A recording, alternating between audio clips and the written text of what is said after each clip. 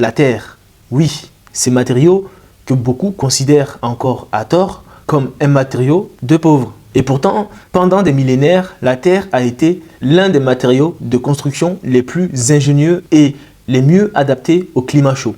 Des palais, des villes entières et des monuments ont été construits en terre. Une maison en terre ne combat pas la chaleur, elle la ralentit. Et c'est précisément ce qui fait toute la différence. Là où le béton emmagasine rapidement la chaleur avant de la restituer, jusque tard dans la nuit, la terre crue amortit les variations de température.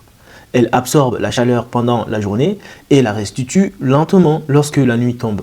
C'est ce qui explique pourquoi certaines maisons en panko restent étonnamment fraîches, même en pleine saison chaude. Et s'il existe un bâtiment capable de résumer tous ces savoir-faire, c'est bien la grande mosquée de Djenné au Mali, le plus grand édifice en panko au monde. Depuis des millénaires, la terre accompagne des civilisations. Elle n'est pas le symbole d'un retard, mais plutôt l'un des plus anciens matériaux de construction de l'humanité. Et elle a façonné l'histoire architecturale de nombreuses régions du monde, notamment en Afrique.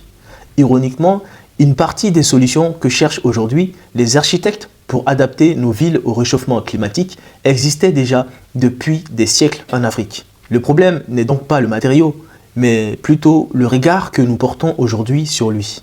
Pendant longtemps, nous avons cru que modernité rimait forcément avec béton, acier ou climatisation. Et là, je vous avoue, il se passe quelque chose de très étonnant. Pendant que beaucoup pensent que le futur sera toujours plus de béton, plus de verre, plus de climatisation, certains des plus grands architectes du monde font exactement le chemin inverse.